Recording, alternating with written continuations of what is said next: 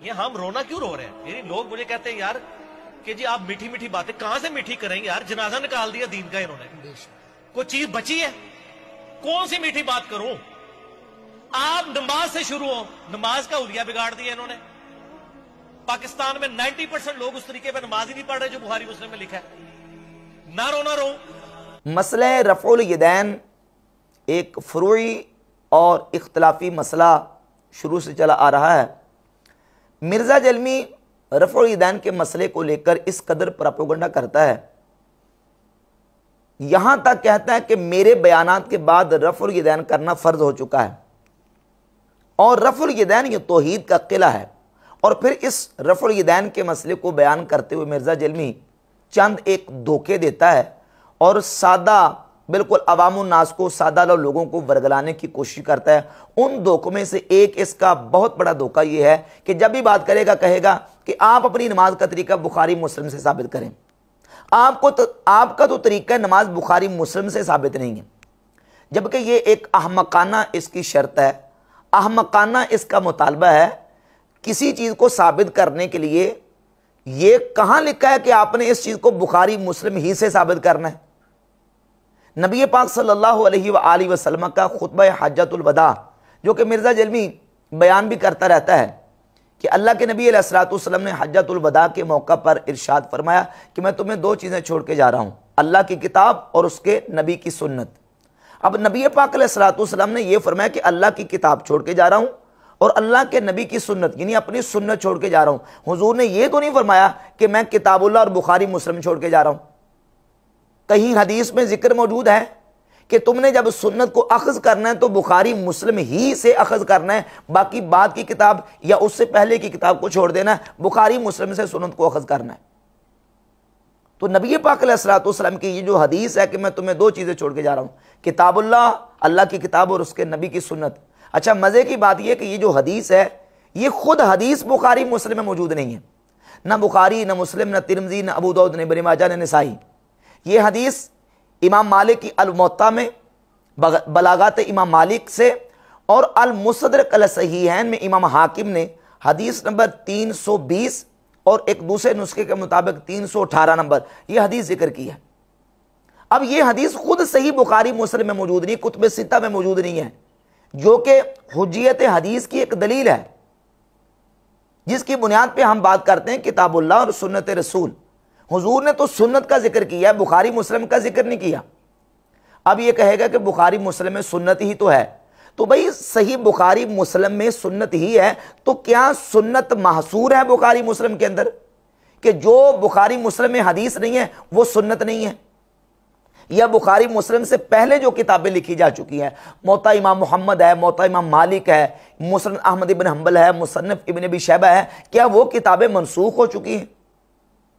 क्या ये कोई ज़ाब्ता और कानून कुरान और सुन्नत से इसका कोई सबूत मिलता है कि आपने सुन्नत को अखज़ करने के लिए बुखारी मुस्लिम से हवाला पेश करना है? अदरवाइज बुखारी मुस्लिम के बाद अगर उसके अलावा आप हवाला पेश करेंगे या सुन्नत का सबूत पेश करेंगे तो वो सुन्नत नहीं मानी जाएगी, वो हदीस नहीं मानी जाएगी। ये एक अहमकाना इसका मुतालबा है जिसका किताब व सुन्नत से कोई ताल्लुक नहीं है। नबी पाक सल्लल्लाहु अलैहि वसल्लम की सुन्नत को लेना है। अब सुन्नत जो है वो जहाँ से मिलेगी? फिर जब हम उस सुन्नत की बात करते हैं, अहादीस की बात करते हैं, जब हदीस हमारे पास पहुँचती है तो सबसे पहले हदीस के हवाले से मुहद्दिसीन, फुक़हा, मुज्तहिदीन वो ये देखते हैं कि हदीस सही है कि हदीस ज़ईफ़ है। उसके बाद जो है वो अगर हदीसें मौजूद हैं, सही हैं, तो उनमें तत्बीक का मामला होता है, राजे मरजू का मसला होता है, नासिख व मनसूख का मामला पेश आता है। इन तमाम मराहिल से गुजरने के बाद फैसला होता है कि इन तमाम अहादीस को देखकर नतीजा क्या निकाला जाए, रिजल्ट क्या निकाला जाए और सुन्नत किसको करार दिया जाए। अगर यही ज़ाब्ता और कानून ले लिया जाए तो मैं आपके सामने एक दो मिसालें पेश करता हूँ कि बुखारी मुस्लिम ही से बाज़ ऐसी रिवायत हैं कि जिनको सुन्नत करार नहीं दिया जाता जबकि वो बुखारी मुस्लिम के अंदर मौजूद हैं।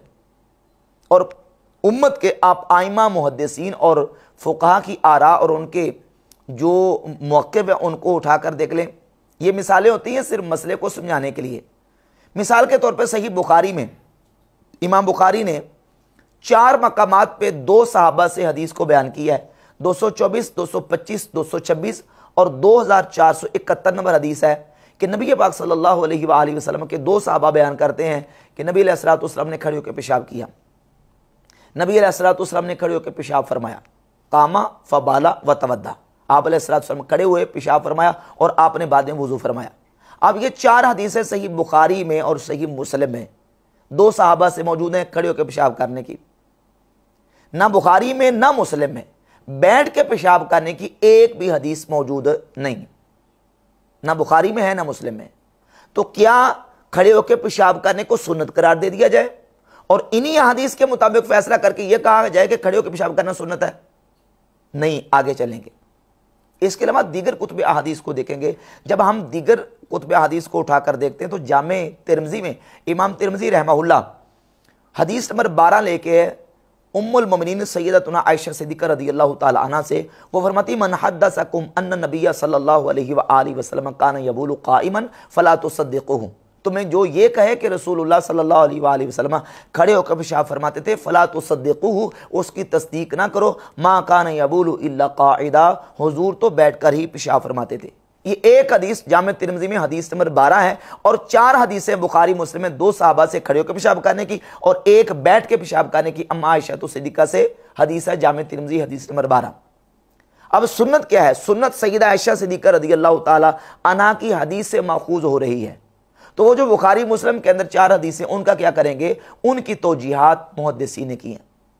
8 तौजीहात फुक़हा ने उसकी बयान की, 8 तौजीहात। बाज़ ने कहा कि ये हदीसें और ये अमल मनसूख है, बाज़ ने कहा कि वो मरजू है और सय्यदा आयशा की हदीस राजे है, बाज़ ने यह कहा कि वो किसी इल्लत और उज़र की बिना पर उस पर मामूल किया जाएगा। अलगर्ज़ तकरीबन 8 तौजीहात फुक़हा ने इसकी फरमाई हैं कि वो जो चार हदीसें बुखारी मुस्लिम के अंदर मौजूद हैं खड़े होकर पेशाब करने की, उनको सुन्नत करार नहीं दिया। बयान जवाज के लिए किसी उज़र की वजह से, किसी इल्लत की वजह से, किसी हरज की वजह से वो अमल हुआ है, वो अमल नबी करीम अलैहिस्सलातु वस्सलाम की सुन्नत नहीं है। अब मिर्ज़ा जेलमी जो है वो सिर्फ अपने उस मौक़िफ़ को डिफेंड करने के लिए इतना जरी बेबाक हो चुका है कि वो कहता खड़े होकर पेशाब करना सुन्नत है। अल-अयाज़ु बिल्लाह ताला, ला हौला वला कुव्वता इल्ला बिल्लाह। आप पूरी इस्लामी हिस्ट्री और तारीख उठाकर देख लें, कोई एक मुहद्दिस, कोई एक फ़क़ीह आपको पूरी इस्लामी तारीख में नहीं मिलेगा जिसने खड़े होकर पेशाब करने को सुन्नत करार दिया हो। लेकिन चूंकि ये अपना एक ज़ेन बना चुका होता है और अपना जो स्टेटमेंट दे चुका होता है, बस उसको डिफेंड करने के लिए और उसको साबित करने के लिए ऐसे से उल्टे मसले कर देता है कि जिसका जो है ना वो इस्लाम और इस्लामी तारीख के साथ कोई ताल्लुक नहीं होता। तो अब ये एक मिसाल है, इसके साथ दूसरी मिसाल ले लें। सही बुखारी में 5615, 16 और 17 तीन अहादीस इमाम बुखारी लेके आए सैयदना मौला अली से और सैयदना अब्दुल्ला इब्न अब्बास रज़ियल्लाहु ताला अन्हुमा दो सहाबा से कि नबी पाक सल्लल्लाहु अलैहि वसल्लम ने खड़े होकर पानी पिया। ये सही बुखारी में 3 अहादीस है इमाम बुखारी लेके आए। अब खड़े होकर पानी पीना सुन्नत बाइसे सवाब है, जन्नत में जाने वाला अमल है। यहाँ के दूसरी दीगर अहादीस को हम देखेंगे तो इमाम मुस्लिम ने 6 अहादीस जिक्र की हैं 3 सहाबा से सही मुस्लिम के अंदर।